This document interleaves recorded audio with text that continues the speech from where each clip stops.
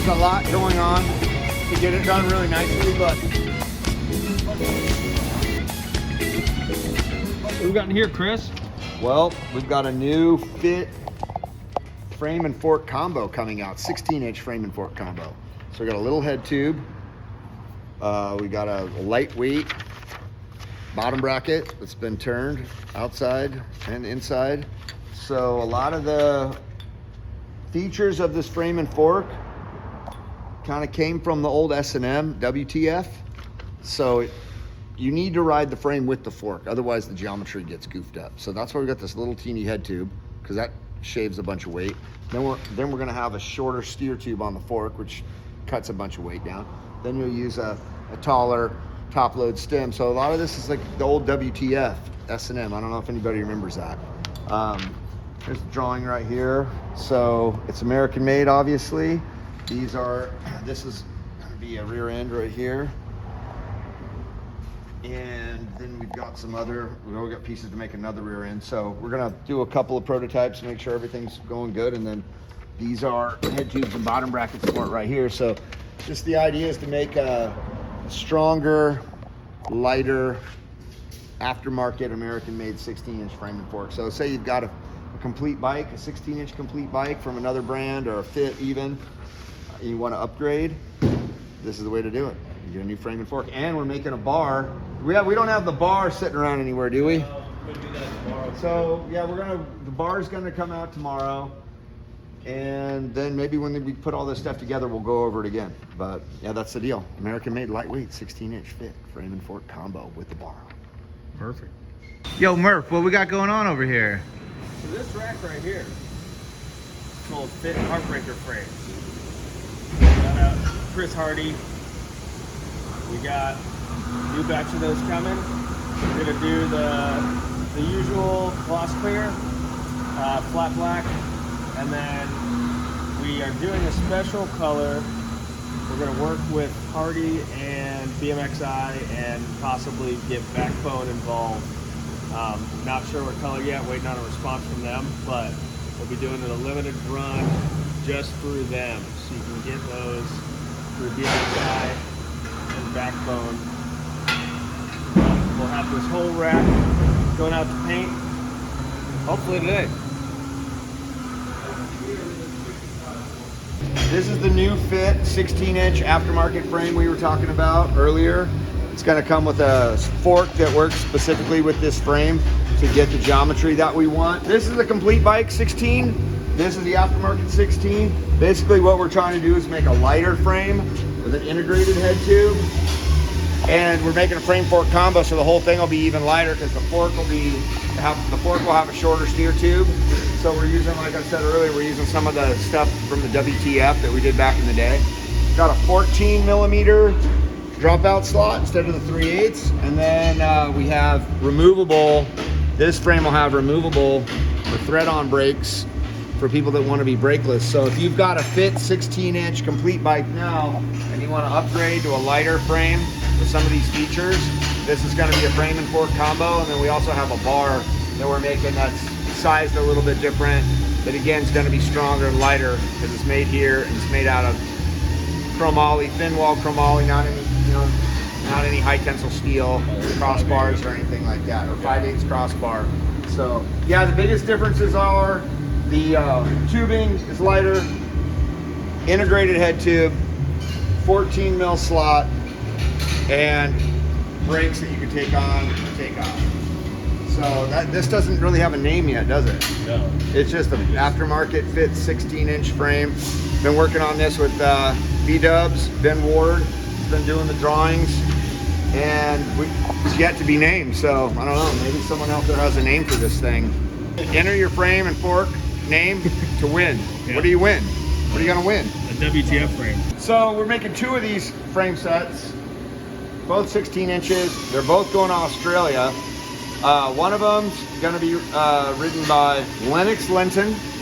You can check him out on Instagram, Lennox Linton. He's 8 years old. He is your 2022 under 7s Aussie national champ. Ooh. And then the other one is going to Pete McQuellar's daughter, Hunter. who doesn't have her own Instagram account. They'll be riding these things pretty soon. So hopefully things go good and we get them into production. And I think we're kind of moving towards having more high-end aftermarket, smaller frame, forks, and bars. Most likely with fit more so than S&M, because we have so many riders on fit that are young coming up that are ripping. The whole misfit thing that Melissa's been working on. So this is the first one that we're doing, but I'm sure there's an 18. It's going to be an 18 and other smaller frames in the works. So check those out. Hey Chris, what are you doing? Oh, hey James Murphy. We're here at the polishing shop. We've got some 29-inch pitchforks, and we've got some 29-inch pounding gear forks that have just been polished. Now we're cleaning them up. We're cleaning them up, and then we're wrapping them up, and we're sending them to the plating shop, which is just down the street from here. So we're at the plating shop. We've got the 29-inch pitchfork that we just polished. Now we're wiring it up, getting ready to hang it to go through the wash process.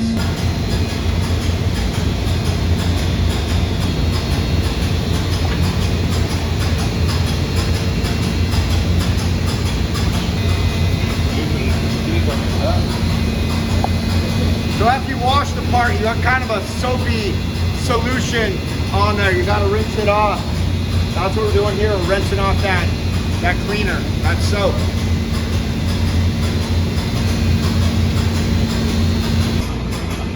This process is the semi-bright nickel, which is gonna be for corrosion protection. This is the semi-bright nickel. We were in there for 3 minutes. Now we're gonna let it drain, and we're gonna put it in the bright nickel, where we've got nickel chunks of nickel material right there with positive. You've got a positive charge running through this pipe, negative charge running through this pipe, and then you've got your bright nickel solution here. So this part is gonna get submerged in there, and because of the electricity, the direct current running through these positive and negative pipes and this nickel material, that part's going to come out with a bright nickel plating on it in 35 minutes. So we're going to come out of the bright nickel, been in here for 35 minutes. We're going to drain it, and then we're going to take it into the final plating tank.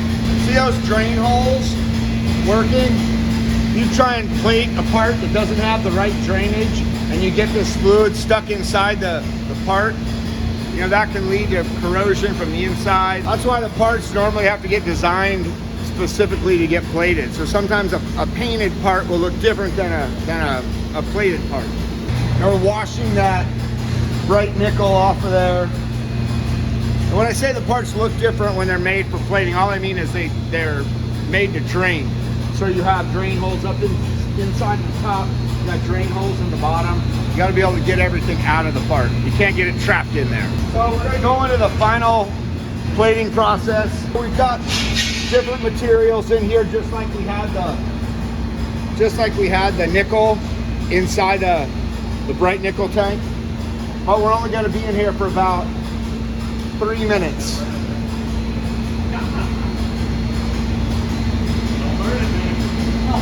So now that final plating process is done, he's going to take it out. We're going to rinse it. But you can see some of the key to getting a good plating job. Well, there's a lot going on to get it done really nicely, but you know, the amount of amperage that he's using over here, see where you can control the amperage, see those gauges, and then also the amount of time that he's in this tank, all that stuff factors in. If you don't put it in with enough amperage, you might not get as good a plate, but if you put it in for too much, you might mess the part up. Now we're gonna wash it off, rinse it off. Pretty much done. And there you go. And so keep in mind that that's the really condensed version of polishing and plating. Probably make a whole hour-long video on this kind of stuff, but I think that was really the main processes. A lot of people think you just take apart and dip it in some kind of silver bath, and it comes out chrome. Not the case. Not even close. It's nothing like that. Look at that. Hey, good job. Hey, Chris, what do you got over there? Oh, what's going on, James Murphy? Well, I'll tell you what we got going on here. Take a wild guess. It's shiny. It's made in America. It's freshly plated. Kind of looks like a chrome Mad Dog to me. Feels like it has a little doodad on the dropout here. Sounding familiar. Yep. Look at that engraved head tube. Got some chrome Mad Dog frames right there, James Murphy. Ready to roll. It's like 2 racks right here. Let's go talk to somebody and do some paperwork. Maybe get these things back to S&M. And get some frames and maybe a socket wrench while we're at it. Up next on Chrome Week. Yeah, it's like Shark Week, but it's Chrome Week. Chrome Week. Chrome Week on Factory Friday. Here we are at another chrome shop in the United States of America. The shop's a little bigger than the other one, but the process is still the same. Automated. No guy with a timer on his iPhone. Chrome Week continues. Part of Chrome Week. Polishing week. I guess it's Chrome Week. It's always polishing involved. We're doing some more polishing here.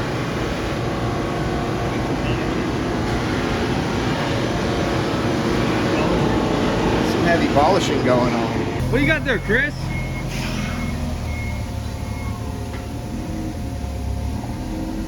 The chrome has come home. Just got these back from the plater. Gio's going through them. How are they looking? Looks great, man. Good chrome. It's pretty badass. Got the MD on the serial number here. All those drain holes we talked about in the video we shot from the chrome shop the other day. I don't think those holes won't be in a painted frame. So that's one difference, because this thing's full of fluid at one point. It's got to drain out. So that's one thing that's different about the chrome. So maybe the chrome frames are a little bit lighter. Right? They got 4 extra holes in them. That's true. Taking out that weight. But man, this thing looks good. I mean, look at that. Look at the shield. Look at the engraving. How many shields do we have here? We got an official shield count. Let's get a shield count. We got 1 shield. 1 shield. 2 shields. 3 shields. 3 shields. 3 shields. 3 engraved or stamped metal shields. The Made in USA roll mark here. The new Mad Dog sticker pack. It's pretty nice. It's not too crazy.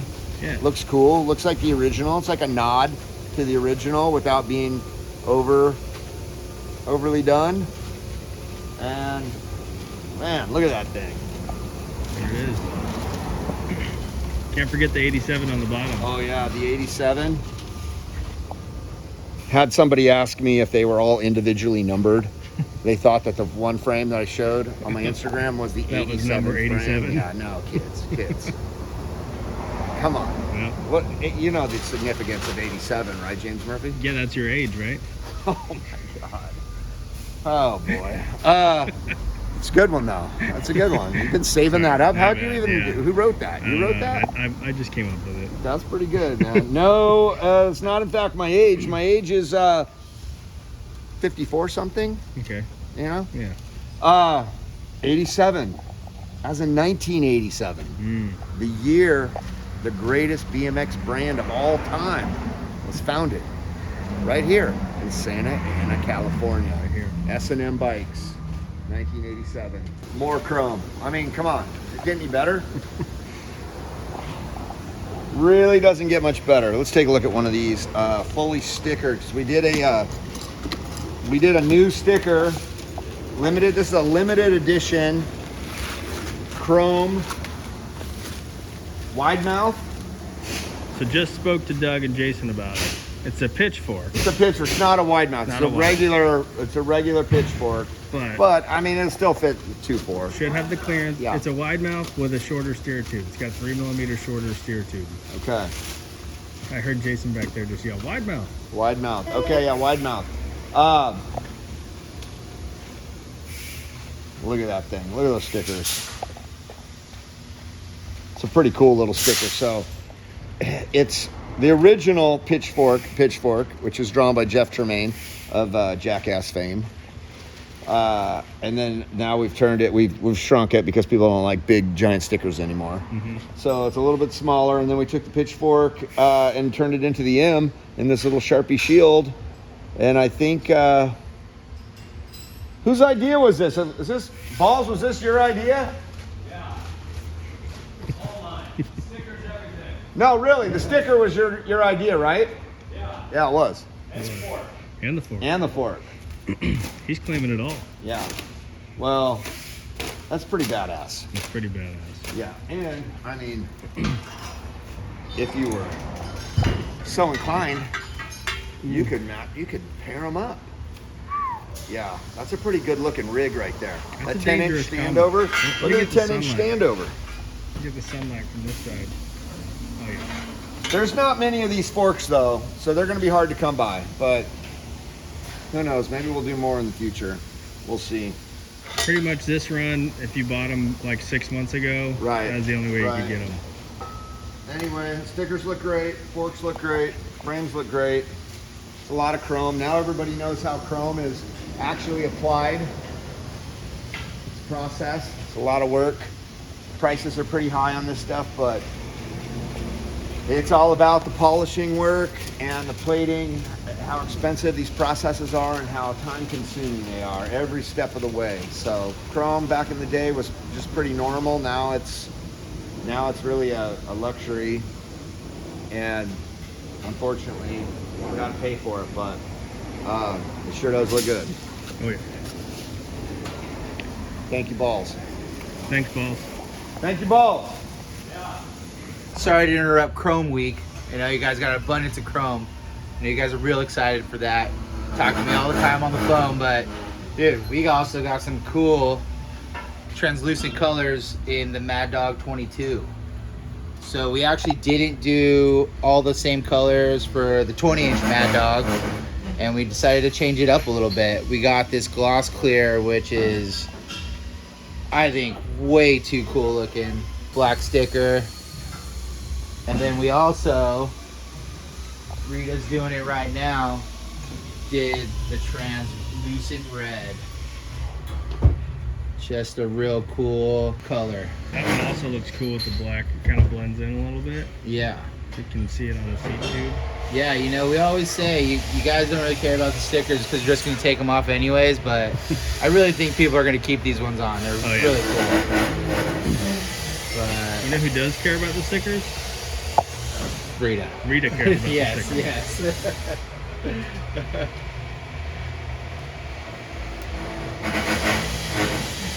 Yeah, so just trying to mix it up a little bit. You know, we changed up the 22-inch wheel stuff a little bit. You know, kept some of the OG colors. We got the yellow and the green, of course. And then, yeah. So, 22-inch Mad Dogs. Thank you, Rita. And welcome back to Chrome Week. back at Chrome Week. So, these forks are super sick. I'm stoked to finally get these things out. They've been on back order since January. And I don't know if you guys noticed, but we've been numbering these things too. And of course, I had to pull the old 69 for the personal stash, the old race number. So sorry guys, I know some of you asked specifically for it, but I had to take it. It's only right. Sorry. Just got these back from the plater. Look at the engraving. It's like a nod to the original. Can't forget the 87 on the bottom. Oh yeah. That was in 1987. Does it get any better? Really doesn't get much better.